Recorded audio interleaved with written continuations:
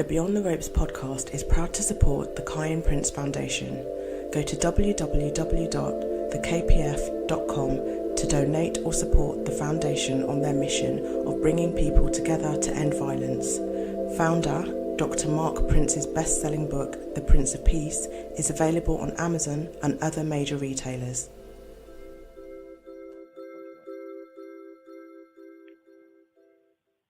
Okay, hi, this is Beyond the Ropes, and this is Michael Prime here. I'm joined today by the King, Mr. Lyon Woodstock. Yo. How are you today, my friend? I'm good. I'm literally playing PlayStation as we speak. Do you know what? That was going to be one of my questions for you. Are you a PS4 and Xbox man? Because I see online that you're playing people out left, right, and centre. Yeah, I play my PlayStation often. I'm online right now on Jump Force as we speak, so getting them W's.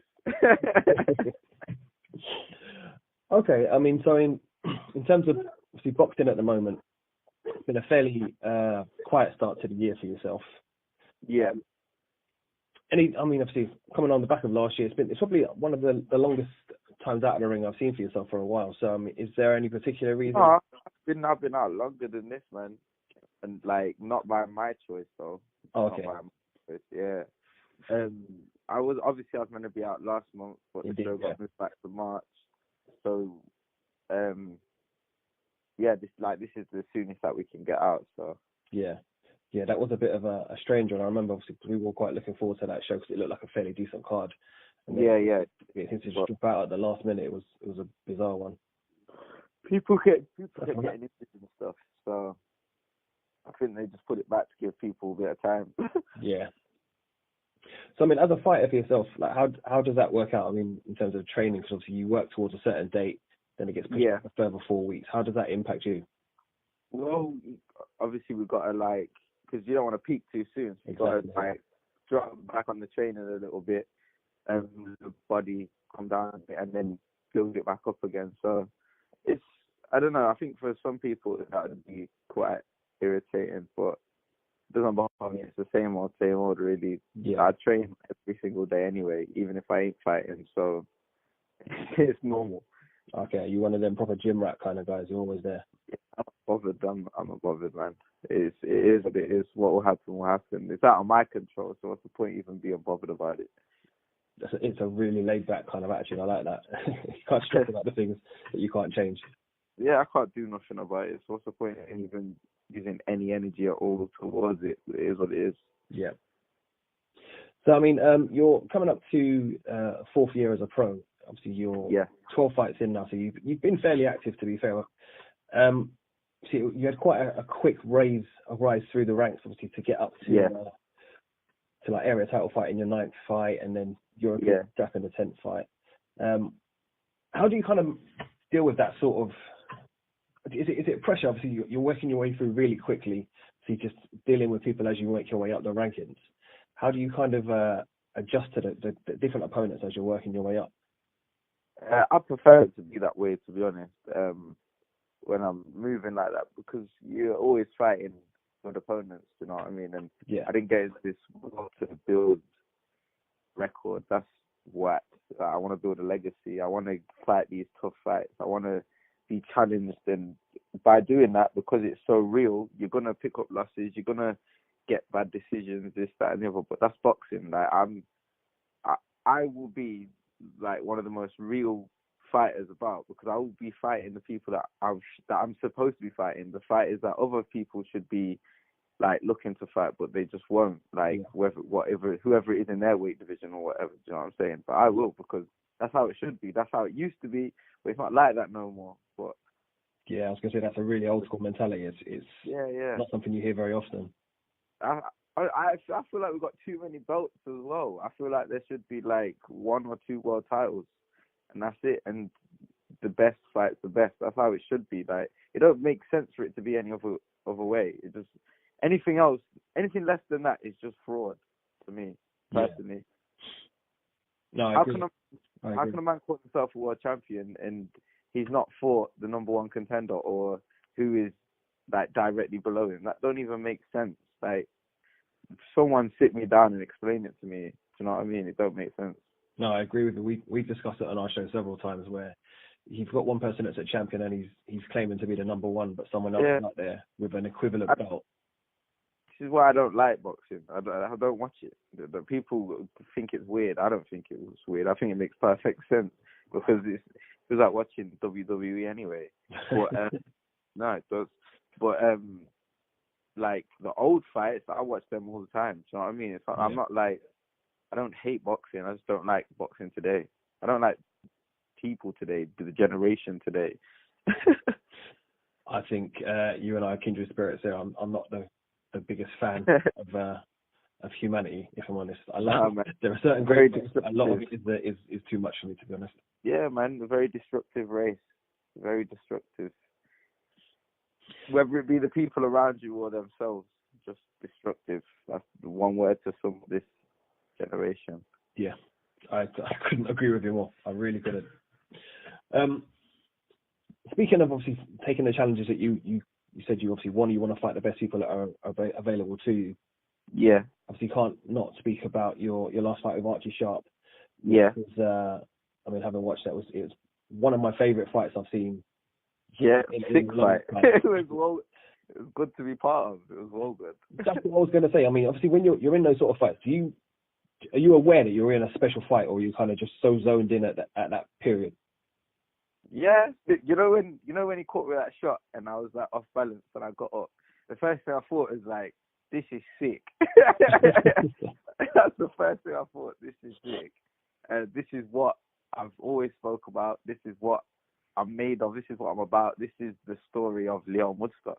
You know what I'm saying? Like, he came all the way down to my hometown in front of my people, and he's fought me for my belt that I've put on the line. He's undefeated, I'm undefeated, and he's put me down in the first round. But that's what movies are about. Do you know what I mean? Regardless if I got the win or the loss, it's what happens after what matters. Do you know what I'm saying? That's what determines who you'll be, whether that moment will define me or make me, and that's the difference.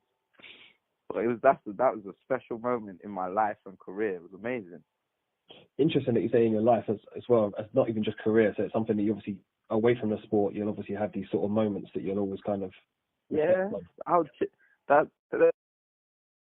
cherish that moment right there, and whatever happened after it forever. It was a very special moment.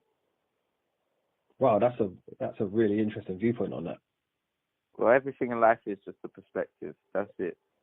You know what I mean? I don't believe like the whole like positive or negative in things that happen in life, because it's all down to how you perceive it. Yeah.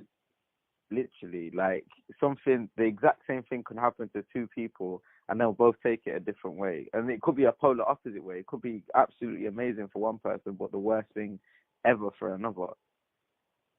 I completely agree. In terms of like whatever the incident could be, some people will use it as their driving force, and some people use it as their excuse to do something. Yeah, that night, that was beautiful. To me personally, it was beautiful. Wow. Okay. I mean, is that the sort of thing that you immediately knew then, or is it kind of you get home?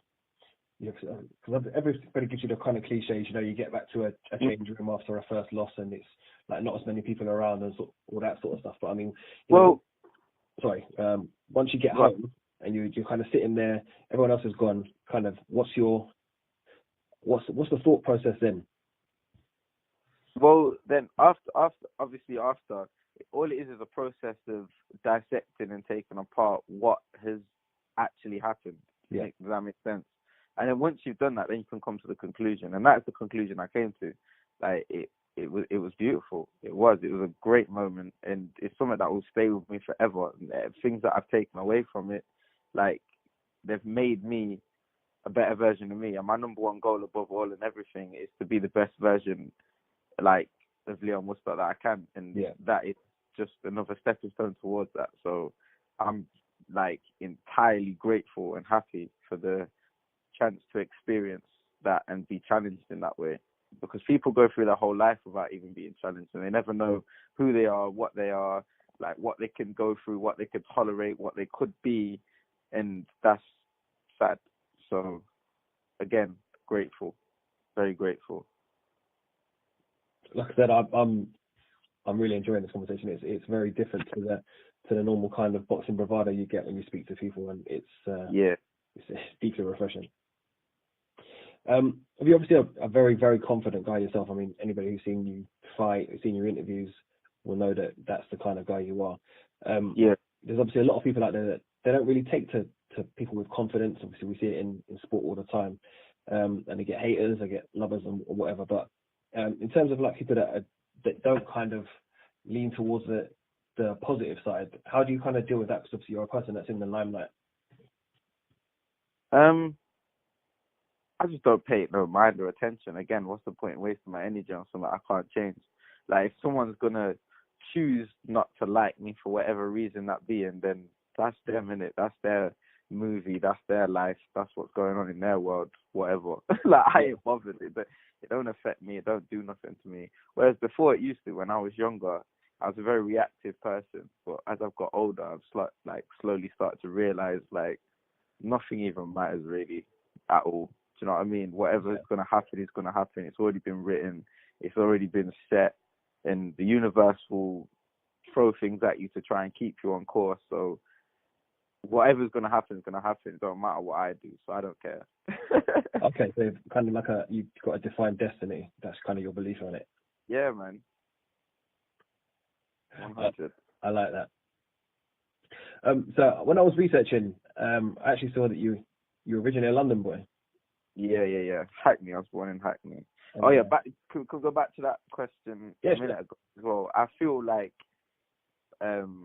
we're just observers of like this life right now. Does that make sense? Like, let's say that I've been given the opportunity to observe Lyon Woodstock's life. That's all I'm doing. I'm just watching. Does that make sense? It does. So I'm just watching his story unfold, basically, and here and there I'll be able to make decisions. But the end goal will always be exactly the same for what it was from the day I was born, because it's already been written. It's there. So that's why I'm saying, like, I'm not bothered what these people think or say, because that they're obviously been written into the script to be that way. So yeah. No, I like that. I've had that kind of thought process and conversations with people before, where you kind of have like a point A and a point B is the last bit, and then obviously you can make decisions along the way to see how you end up there, but you're always going to end up in that. Yeah, you're always going to end up there. Have you seen that Black Mirror Bandersnatch thing? Indeed. Bro, I played that thing like 8 times, and I cannot change the ending. No matter what choice or decision I make, the ending is always the same. Yeah. Always, no matter what I've done. No, like, I tried changing all my decisions and everything, but the ending was always the same, no matter what choice or decision I made. And I feel like people need to understand that.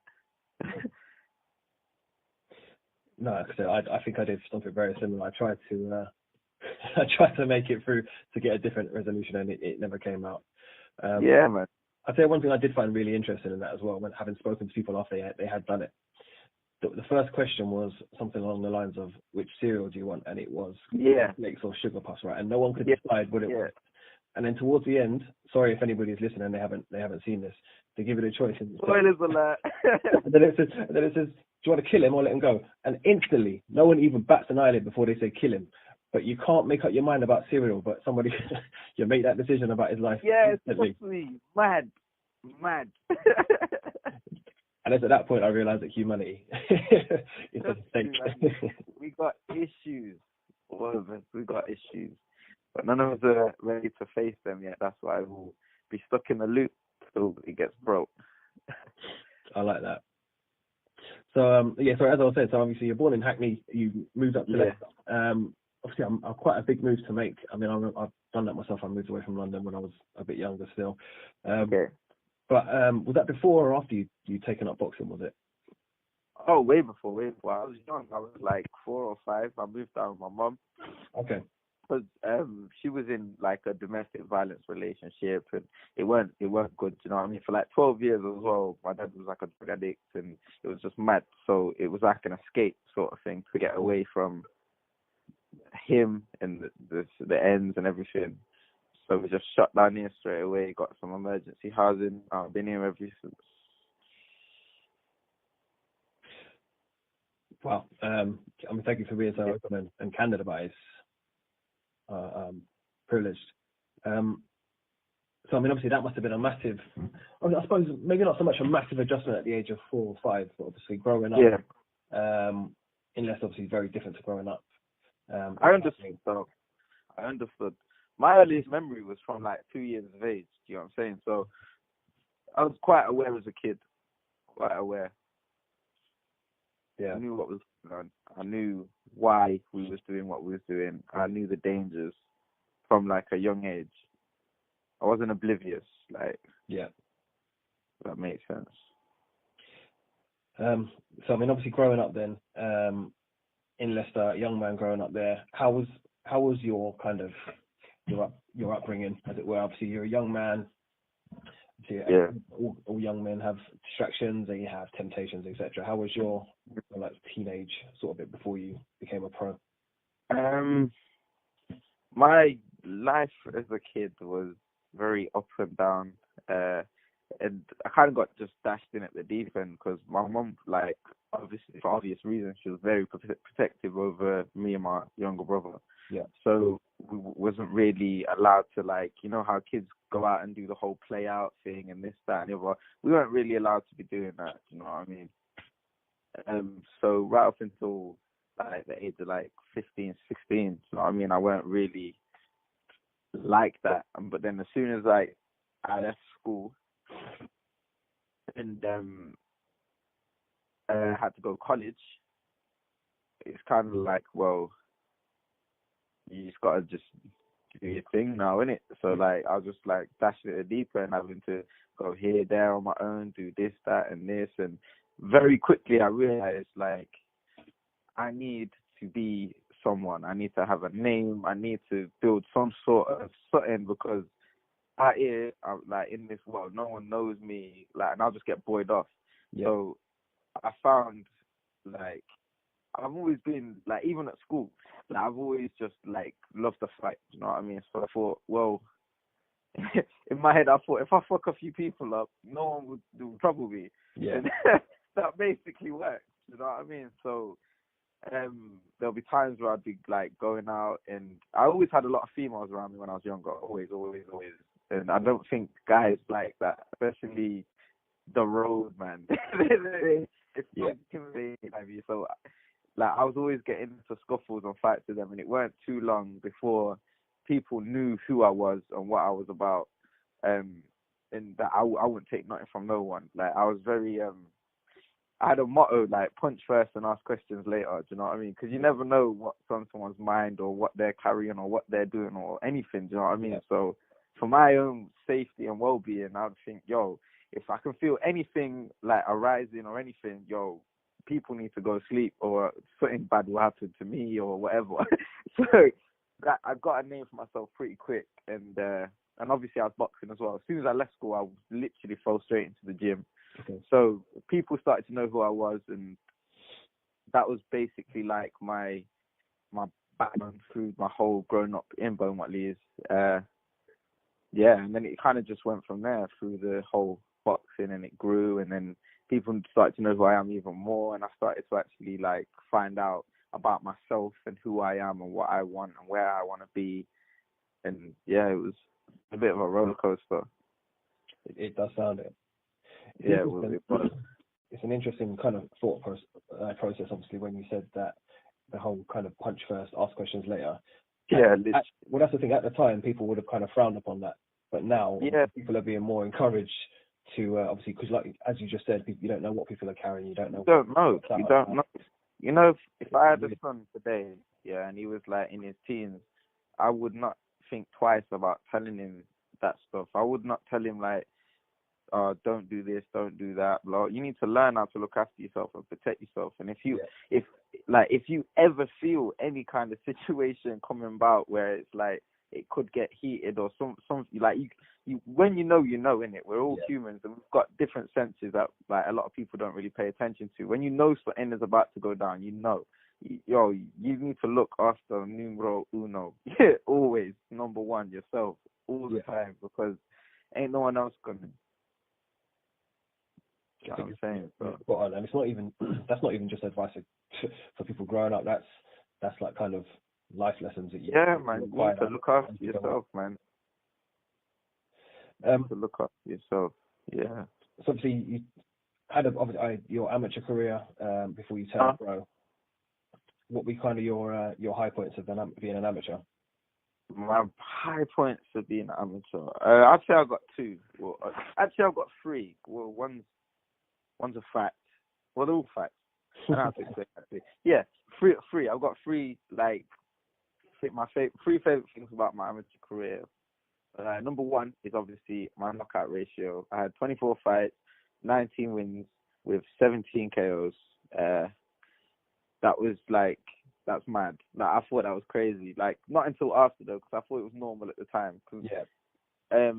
I didn't really. All I ever really watched was like professional boxing. I never knew much about amateur boxing before I got into it. So I thought, like, the main way a fight normally ends is by a knockout. So I thought it was normal.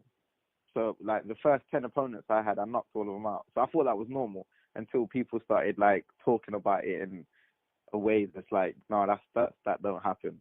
So I was like, what, really? Like, when I watch it on TV, that's what happens. So I just thought that was just the normal thing. You know what I mean? I didn't know much about amateur boxing. I just thought a fight, and 80% of the time, it ends by knockout. That's what happens. But then, obviously, people started to take a shine to me and started telling me, like, oh, that doesn't happen all the time, especially consecutively. Like, because obviously you see it here and there, do you know what I mean? You see someone land a good shot, it's like, ooh, but it's not something you see with a fighter that continuously just knocks people out, especially in the amateurs. So I'd say that's probably, like, definitely one of my highlights of my amateur career. Also, going into the elite championships with just 16 fights, the people in there, to give you an idea, like, they've had like 50, 60, 70 bouts. Yeah. I went in with 16 and, like, dropped everyone that I fought right to the semi-finals, and lost on a split, which I thought I won. I fought Jack Daniels. I think I definitely beat him. I think he's turned over pro as well. I think he's my weight. But he's had, like, quite a few less fights than me. Once he gets a few more fights, I want to fight him. Put that right. Put that right. And then he went into the finals to fight Pat McCormack. That should have definitely been me. But yeah, that was definitely, like, a big highlight of mine. Like, complete underdog. Everyone was like, what the hell is this kid even doing? Like, go in the under-20s or something. Like, and I'm just there in the elite. It's like, hi. I've come to do some boxing. No, but yeah, it was good. It was good. The first guy I fought in the elite had over 50 bouts. I dropped him in the first round, beat him on a unanimous. The second guy, he had 60 plus bouts. He was an army boy. What did I do? Oh, I cut him in the second, so they stopped it. Then the third guy, he was ranked second in the country at the time. He had 75 fights, won 70, so he had, like, a sick record. I dropped him in the first round, and then beat him on a split, and then I fought Jack Daniels and lost to him on a split decision.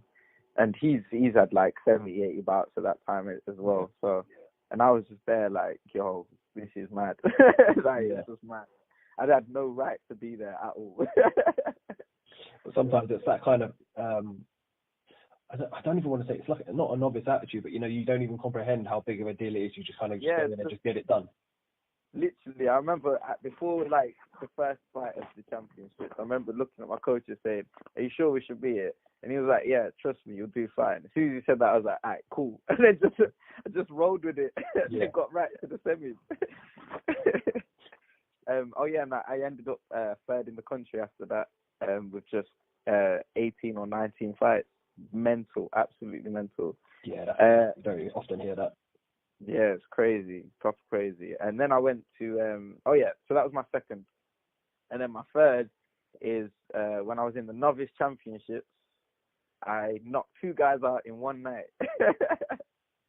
Yeah, I haven't heard that before from anybody. Yeah, because the ABAs, they messed up, like, the running order. So there was, like, one extra person or some shit. I can't remember. But basically, they had to draw straws, and whoever got the short straw would have to fight twice in the night to, like, fix the running order out. And I knew, like, hand on my heart, I knew in my head, I was like, I'm going to get the short straw. I just knew it. Like, my life always ends up like that. If something can be challenging even more than it needs to be, I guarantee what happened to me. That's why I am the person I am today. Yeah. So I knew, before I even picked it, I just knew. And as soon as I picked it out, I was like, see, I told you. I knew it. So I think I had like an hour, or no, just under an hour to like get ready and that.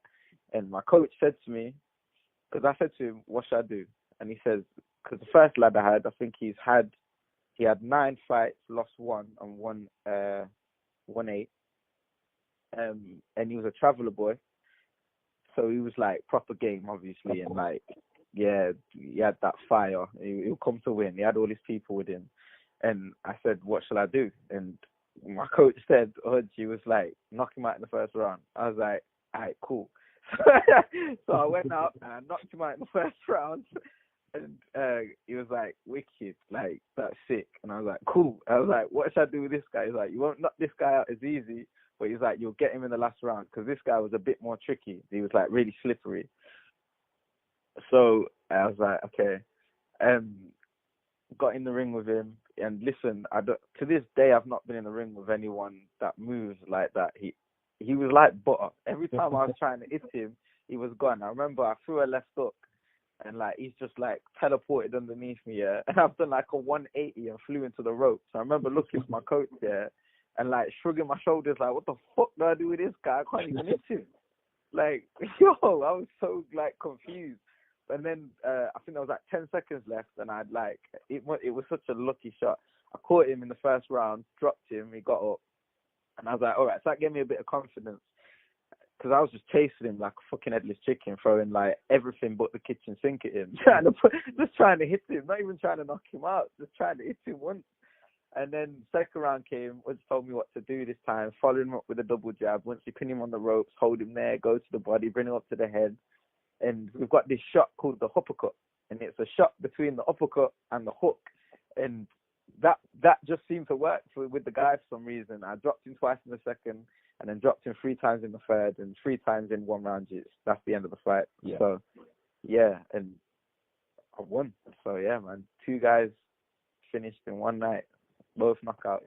So that's one of those ones where now, to you, that's probably not even the short straw, because it's giving you a fantastic story to take on in your career. Exactly. There we go. For other people, it'll be like, oh, it's not fair. I was hard done by. No, man.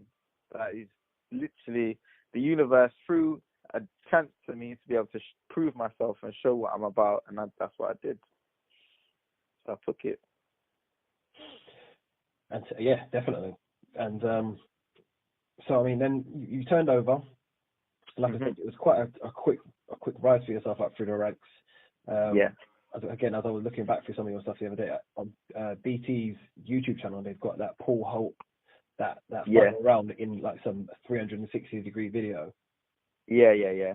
And like, listen, it's one of the best things I've seen. It's one of my favorites. Like, I remember watching it. I remember watching it. VR headset on? No, but that's my next thing. I've got to I'm going to be doing that. I got a PlayStation headset. Yeah. Listen, you know, when I watch it in that, it's sick. Like, you can just hear pure leather hitting him in the face. It's funny.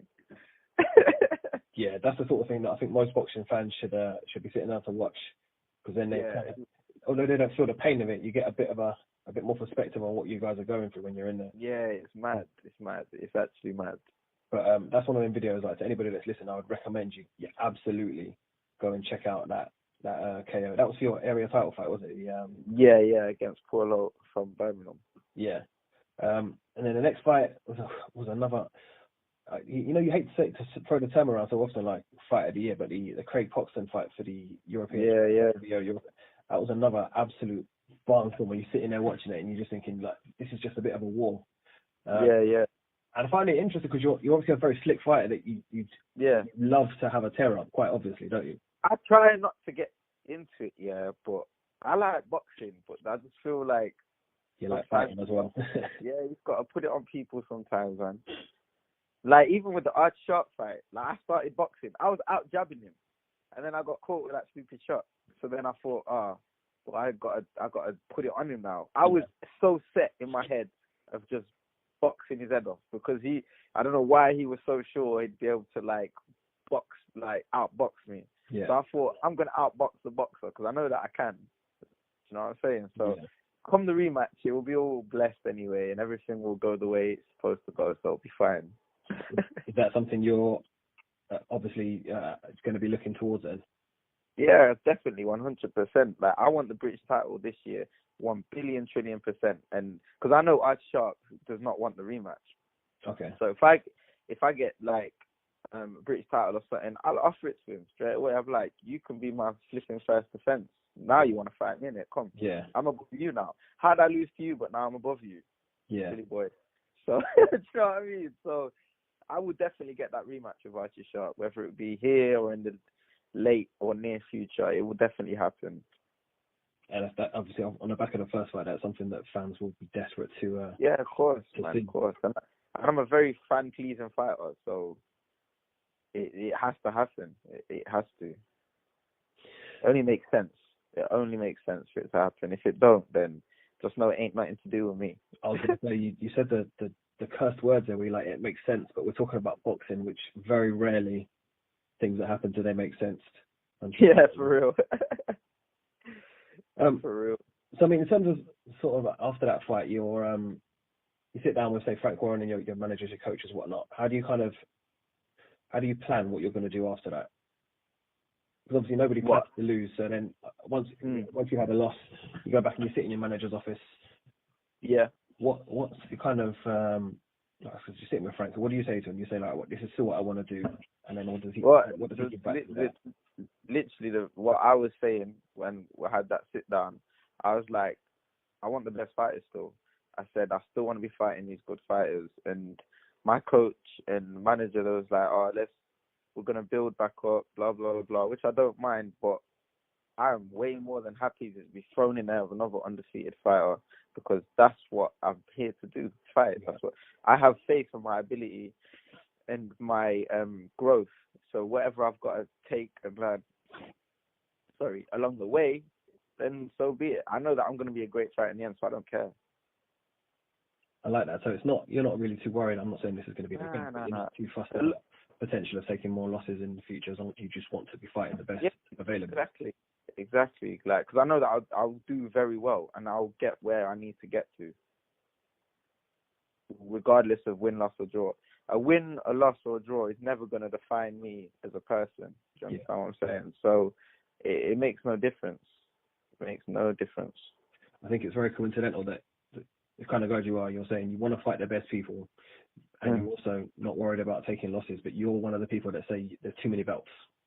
Whereas other people are quite happy to kind of, not so much, I'm not going to say pad out a record because that's disrespectful to some people, but, build a record where they've kind of maybe taken... It's not even disrespectful. If it's the facts, it's the facts. If it's true, it's true.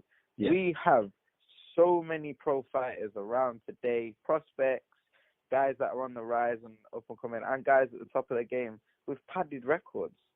We all know it. It's like a taboo subject, like no one wants to talk about it. We know, all of us know. We all do. We're not stupid. And all the fighters that have these padded records, they all know who they are. Yeah. All of them. No matter what weight division you're in or whatnot, we all know. All the fans know. Whether you want to acknowledge it or not, that's different. But you know it. There's nothing you can say about it. Yeah. It's true. It's one of the things, like I said, you can't argue it because there's a lot of people. We see it all the time. Like, you have a top level fighter and they fight in someone that they've found on BoxRec. They're like 23 fights in, they've got no losses, and you think, but I've never heard of this guy. So yeah. And then you look back through the record and you're like, he's never fought anybody I've even heard of. So you know that there's fighters out there that have obviously got to where they are, kind of using that method. But I love the fact that you're just like, no, there's too many belts in this. I don't mind fighting the best people. If I win, lose, I've got a lot of respect for that, and I wish more and more fighters had that attitude to the game. That's how it should be. If it was like that, I promise you, we would be having some amazing fights. But we stopped having amazing fights in the late 90s. Yeah. So, I mean, who would be kind of, when you were getting into boxing, who would have been the people you would have been following and kind of looking up to? See, I never really watched boxing of the current era. It was always the old fighters. Even when I was a kid, like my granddad, he was always showing me old fights, loads of them. Like he had so many tapes of old fighters, especially Sugar Ray Robinson. Like, that's probably why he's my favorite fighter, to be honest. But I just grew up watching him day in, day out. I swear I've watched some of his fights like 8-9 times over. You know what I'm saying? So, like, in regards to them kind of fighters, like, I watch them all day. You know what I mean? I love watching them fighters like Hagler, Hearns, Hands of Stone, King Durant. Love all them people. Sugar Ray Leonard as well. Like, I just love them eras of fighters. Amazing. Larry Holmes, John the Beast Mugabe, all them, man. The old school real fighters. Them, man, they're my inspiration. The people I look to. You know what I'm saying? Muhammad Ali, even them, like, he took a loss off someone that's had 6 pro fights. Do you know what I'm saying? I was just going to say, it was, like I said, all the guys you named, all those guys you named, not one of them did they finish their career undefeated, and they were fighting the best of them. There you go, because they were building a legacy. Why do we talk about them like they're flipping gods now? Because they weren't building records, they were building a legacy. They stood for something a lot heavier than what people are standing for today. Same with music. Music's shit today. Do you know what I'm saying? That's why I fought so heavy with J. Cole. He actually stands for something. He does all his own shit. He's real. If he was a boxer, he would be from that era there. He wouldn't even be in this era. He'd be too good for this era. Do you know what I'm saying? And people are so sleeping on him. Like, he'll only become great when he's dead. And people are like, yo, he was an icon. Because there ain't no one around left like that. There's no one real left like that. If you look at like the people, like the producer, who did the lyrics, who did this, who did that, who did the music, who did the beats, who did, like, it's just J. Cole, J. Cole, J. Cole, J. Cole, J. Cole, J. Cole, J. Cole. Now, if we go to like one of flipping Drake's tracks or flipping someone else, and the credit like, for a long time, this man. All we've got today when it comes to music is people that are great at performing. You know what I'm saying? They deliver it to you in a certain type of way. They ain't artists. They're not artists. They just deliver it to you in a special way that you like. That's it. I think you've kind of hit the nail on the head there. Like you said, it's not even just music. It's life in general now. Yeah, people, man. They put in front of you the people that can be packaged well, that get quick change is what they get. They get a quick change. But you see, you're not, like you said, you're not building legacy. Yeah, that's it. They're not building a legacy. None of them are. That's what you got to build. That's what you got to focus on. What's left behind when you're gone. You know what I'm saying? Because when you die, that's all that's really gonna matter. All that stuff that you tried to build up and fabricate into your life and trick people with or fake people with, it'll be gone. It don't matter. You can't take it with you. Can't do nothing with it. You don't come with you when you go into the afterlife. When you get judged, it gets left there. You think when I pass here and go over to the next side and I'm stood in front of the Creator, and he or she says to me, why is this X amount of money left in your bank account when there's kids dying in this country, people starving here, there and everywhere, and you've got that much money left in your bank? Well, go on for that. What am I going to say? What can I say? When I die, I want my bank account to be zero. Either it to be given to people that need it or to help them or to help my family or whatever. Like, we live in this age of gluttony. People think more is better when it really isn't. It really isn't. I feel like I'm a parrot because I just keep saying I agree with you, but like I said at the beginning, I feel like you're kind of kindred spirit to me. I really, it's not often I get to speak to people and I'm kind of on that kind of wave. Yeah, I feel you, bro. And I appreciate you giving me the time. Yeah, man, I fully struggle to like vibe with and integrate myself with certain people. That's why I'm a bit of a loner. Like, I like being in my own company, but I don't mind being with certain people that are on the same like page as me, the same vibe as me. But it's very rare I come across it. Yeah. It almost feels like a bit of an anticlimax for me to go back to talking about boxing, no matter how much I love it now. I just really like talking about this sort of stuff. But back out yourself, 23rd of March, in front of your home people again.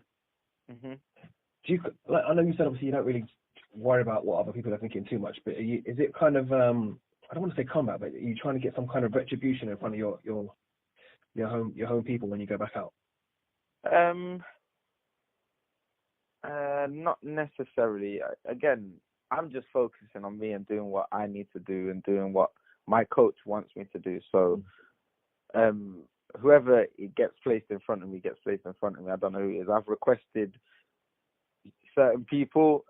Not going to mention no names, but I've requested certain people, and if that's not possible, I've requested a certain caliber of fighter. Yeah. If that gets delivered, then I don't know, because I get very bored in the ring if I'm not getting challenged. Like I need someone that's gonna do me something. I need to be able to be switched on. Yeah. So if I'm not, I'll just go into autopilot. I guess it's a bad trait of mine, but I can't help it. I need to feel some sort of like, well, I could lose if I don't just perform. that kind of focus, Yeah.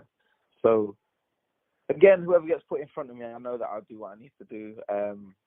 Hopefully, it's someone that's gonna bring it to me and make it a great fight. And I know 100% again this year I'll probably get nominated for Fight of the Year again if things go to plan how I want and I get the names that I want. Because I'm always in exciting fights, so I just gotta focus on me. That's it.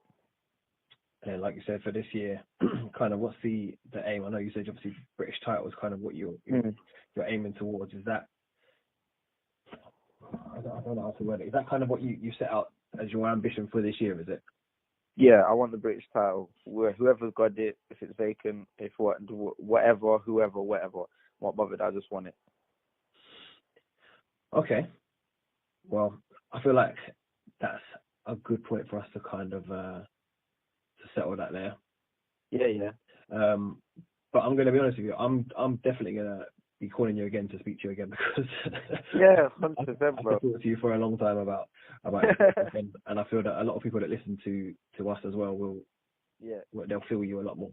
And it's one of them things where like we're all boxing fans that like kind of what we do here and people that listen to us and whatnot. So we all watch things like IFL and stuff like that. But they're not the sort of things that you can necessarily get a lot of your personality across in. Of course. You get quite generic questions like how's camp, what are you going to do? Yeah. And I know that a lot of you guys, you're not great fans of obviously just camp's great, feeling great, best camp, that sort of stuff. Understand it. So I'm glad that I've got a chance to speak to you today, and maybe some people will get a bit more of a flavour of kind of what Lyon Woodstock's about, see where the confidence comes from, and see like I said, just to see what you're about, because it's not the sort of stuff that people generally get to see in a 5-minute interview with Kugan Cassius or like that. So like I said, thank you very much for your time today. No worries, bro. It's a pleasure, man. As always. And as always, it'll be a pleasure for us to watch that card when it finally does get put together. Best of luck, and we'll be in contact with you again anyway. All right. Thank you, bro. Thank you for calling me. No, thank you very much today, Liam. No worries. See you in a bit. Right.